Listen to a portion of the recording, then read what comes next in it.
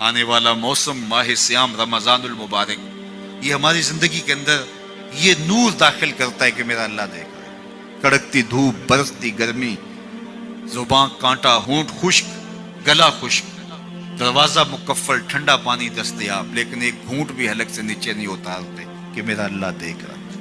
وضو کرتے بھی احتیاط کرتے ہیں کہ میرا اللہ مجھے دیکھ رہا ہے۔ کرتے ہیں کہ نہیں کرتے؟ یہ نور ملتا ہے کہ نہیں ملتا؟ اس کو پھر جذب کر لینا چاہیے تاکہ یہ زندگی میں چھا جائے، کیونکہ جو رمضان میں دیکھتا ہے وہ غیر رمضان میں بھی دیکھتا ہے۔ اور پھر پانی نہیں پیتے کہ اللہ دیکھ رہا ہے، کھانا نہیں کھاتے اللہ دیکھ رہا ہے، لیکن جب آنکھ بھٹکتی ہے تو اس وقت اللہ نہیں دیکھتا، جب خیال بہکتا ہے تو اس وقت اللہ نہیں دیکھتا۔ رشوت میز کے اوپر سے لے رہے ہوں یا نیچے سے لے رہے ہوں تب نہیں اللہ دیکھ رہا ہوتا، اللہ صرف کھانے اور پینے کو دیکھ رہا ہوتا ہے۔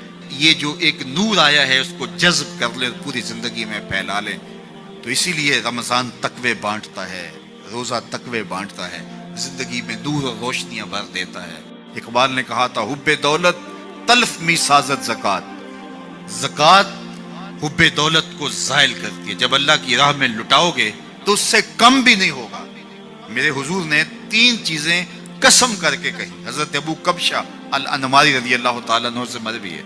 میرے حضور نے ارشاد فرمایا اگر کوئی شخص کسی کو معاف کر دیتا ہے تو اس کی عزت کم نہیں ہوگی، میں محمد اللہ کی قسم اٹھاتا ہوں۔ دوسری بات میرے حضور نے فرمائی کہ جو شخص مانگنے لگ جاتا ہے، سوال کا دروازہ کھول لیتا ہے، اللہ اس کے لیے محتاجی کا دروازہ کھول دیتا ہے، اس کی کبھی کمی پوری نہیں ہوتی۔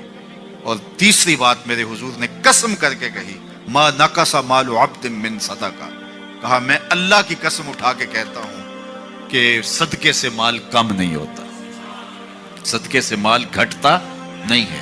تو ایک تو مال بھی نہیں گھٹے گا، یہ ضمانت کس کی ہے؟ میری نہیں ہے، یہ رسول اللہ کی ضمانت ہے۔ ایک تو مال بھی کم نہیں ہوگا، اور دوسرا یہ ہے کہ حب دولت ختم ہوگی۔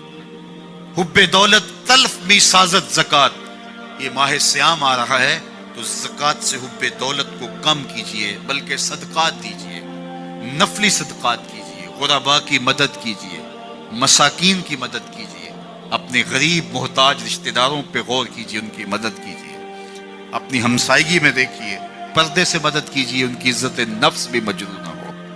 یہ جو نمائش لگا کے 10 اخباروں میں چھپوا کے لوگوں کی مدد کرتے ہیں، اس سے گریز کیجئے۔ کبھی سوچیں کہ اگر آج کسی کی بیٹی لائن میں کھڑی ہے تو کل اگر یہ مرحلہ میری بیٹی کے لیے آ جائے تو پھر میرا مزاج کیا ہوگا؟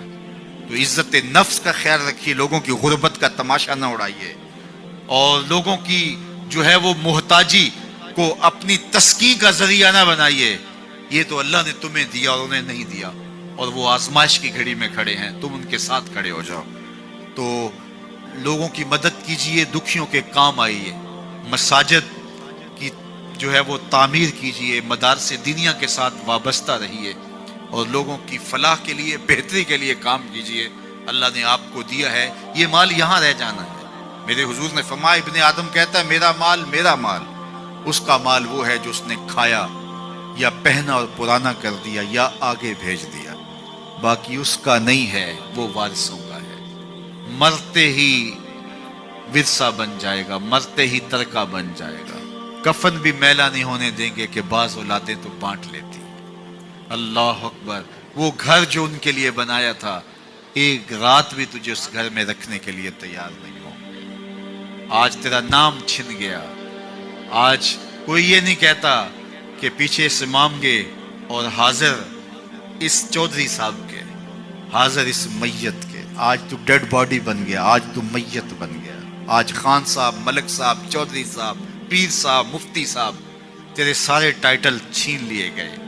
آج پیچھے اس امام کے اور دعا واسطے حاضر اس میت کے، آج تو میت بن گیا۔ آج تیرا لباس بھی پھاڑ کے اتارا ہے، آج تیرے انگوٹھے باندھ دیے گئے ہیں، ناک میں روئی ٹھونس دی گئی ہے۔ آج تو غسال کے رحم و کرم پہ ہیں، وہ تجھے ادھر الٹ دے یا ادھر پلٹ دے، اب تیرے پاس کوئی اختیار ہی باقی نہیں رہا۔ میاں صاحب بولے جاندی واری ڈرونا بنے ہو تے ہاتھ نہ لاندے ڈرتے۔ آج اولاد بھی دور ہے، پوتے اور پوتیاں بھی ڈرتی ہیں۔ جاندی واری ڈرونا بنے ہو تے ہاتھ نہ لاندے ڈر دے، जिन्ना लई तू पाप कमाए, आज कित्थे नहीं तेरे घर दे। आज सारे चले गए, तो आज अपने हाथ से अपनी जिंदगी को संवारने के अमल की तरफ बढ़ें और राह खुदा में खर्च करें, दुखियों, मजबूरों और लाचारों के काम आएं। अल्लाह आपकी मदद करेगा और हुब्बे दुनिया कम होगी। अल्लाह ताला जल्ला शानहू ने सूरा आदियात में पहली 5 आयत में कसमें की, फिर 3 आयत में जो है वो हजरत इंसान की वो कमियां, कोताहियां, जिनकी बुनियाद पर बाकी गुनाह सरजद होते हैं, उनको बयान किया। और उसके बाद फिर इलाज भी कुरान ने बताया और किस कदर उसको चोट लगाई। अफला यालमु इज़ा बुसिरा मा फिल कुबूर व हुस्सिला मा फिस सुदूर इन्ना रब्बहुम बिहिम यौमइज़िन लखबीर। अफला यालमु इज़ा बुसिरा मा फिल कुबूर। ऐ अकड़ के चलने वाले, ऐ नाशुक्र इंसान, ऐ दौलत के पुजारी, वो वक्त याद कर जब तू कब्र से उठाया जाएगा। उस वक्त कफन भी छीन लिया जाएगा। अब सबको छीन लिया गया, दौलत, बैंक बैलेंस, तेरी जायदादें, प्लाजे, गाड़ियां, घर, कोठियां, बंगले, सब कुछ यहीं रह गया। सिर्फ एक चादर कफन के लेके जा रहा है। लेकिन जब कब्र से उठाया जाएगा, ये कफन की चादर भी रह जाएगी, बरहना उठाया जाएगा। अल्लाह अकबर। न पाँव में जूते, न सर पे पगड़ी, न बदन पे कपड़ा, बरहना उठाया जाएगा। सैयदा आयशा रज़ी अल्लाह ताला अन्हा ने सुना तो कांपने लगी। अर्ज़ की हुजूर, कब्र से बरहना उठाए जाएंगे तो एक दूसरे से हया नहीं आएगी? फरमाया आयशा, मामला इससे भी आगे है। किसी को होश होगी तो हया आएगी, होश उड़े हुए होंगे, खौफे कयामत तारी होगा। कब्रों से यूं लोग उठाए जाएंगे। अफला यअलमु इज़ा बुसिरा मा फिल कुबूर। अब बोसिरा का जो मफहूम है, जो तर्जुमा और मानी है, वो तो रहे। बोसिरा का जो सोती आहंग है, जब बोलते हुए एक झटका लगता है, तो कब्रों से उठते हुए लोगों की कैफियत मालूम करने के लिए बोसिरा का सोती आहंग ही काफी है। अफला यअलमु इज़ा बुसिरा मा फिल कुबूर व हुस्सिला मा फिस सुदूर। हुस्सिला के ऊपर जो तशदीद है, ये माने को कितनी खूबसूरती के साथ एक मुजस्सम पैकर में सामने ला रही है। अल्लाह फरमाता फिर वो वक्त आएगा जो सीने में होगा वो तश्तज़बाम हो जाएगा। आज आप मुझे नेक समझते हैं, मैं आपको अच्छा समझता हूँ, लेकिन मेरे सीने के अंदर क्या चल रहा है ये आपको नहीं पता। ये मैं तकरीर चहक चहक के कर रहा हूँ, इसके पीछे क्या है? मैं आपके दिल अपनी जानब मोड़ना चाहता हूँ, आपकी जेबें खाली करना चाहता हूँ, या मैं आपके सामने पाक और सुथरा और बड़ा जो है वो नेकोकार बनना चाहता हूँ, या मेरा मकसद रिज़ाए इलाही है? ये मुझे पता है, आपको नहीं पता। आप कहाँ हैं, कहाँ खड़े हैं, मैं आपको अच्छा समझता हूँ, लेकिन आपको पता है कि हम कहाँ खड़े हैं। लेकिन क़यामत के दिन ये सारी चीजें सामने आ जाएंगी। वह हुस्सिला मा फिस सुदूर। और सूरा अत-तारिक में फरमाया, यौम तुबलस सराइर फमा लहू मिन कुव्वतिन वला नासिर। उस दिन सारे राज खोल दिए जाएंगे और कोई ताकत नहीं होगी जो उन राजों को खुलने से रोक सकेगा। आज ताकतवर की बात नहीं खुलती और कमजोर की बात उछाल दी जाती है, लेकिन वो वक्त आने वाला है, यौम तुबलस सराइर फमा लहू मिन कुव्वतिन वला नासिर। न जोर के बल पे, न जर के बल पे, न किसी और बल पे किसी काम को रोका जा सकेगा। हर शय तश्तज़बाम हो जाएगी। वो कितना सख्त दिन होगा। ऐ दावरे हशर मेरा नामाए आमाल न पूछ, इसमें कई पर्दा नशीनों के भी नाम आते हैं। तो वो कितना सख्त दिन होगा। वह हुस्सिला मा फिस सुदूर इन्ना रब्बहुम बिहिम यौमइज़िन लखबीर। बेशक उनका रब उस दिन उनसे खूब बाखबर होगा। वो आज भी बाखबर है, लेकिन आज कईयों को यकीन नहीं कि वो बाखबर है, लेकिन उस दिन सबको यकीन हो जाएगा कि मेरा रब इससे बाखबर है।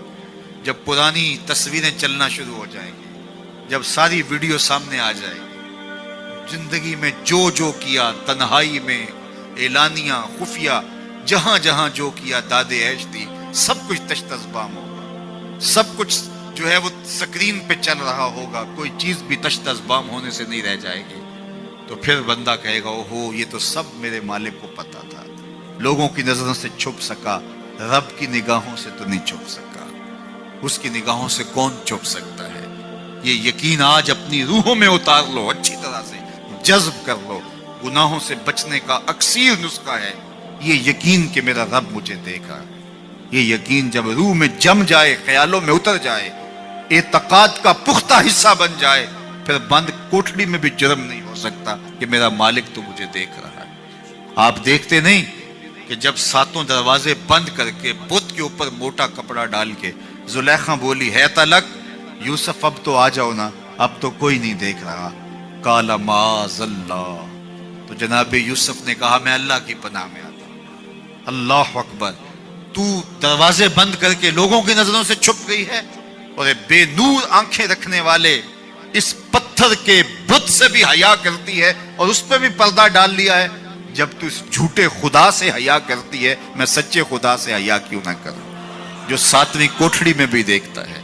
اتنی روشنیاں برسی کہ گناہ کا تصور بھی محال ہو، تو یہ یقین کہ میرا اللہ مجھے دیکھ رہا ہے، یہ انسان کی زندگی میں نظم پیدا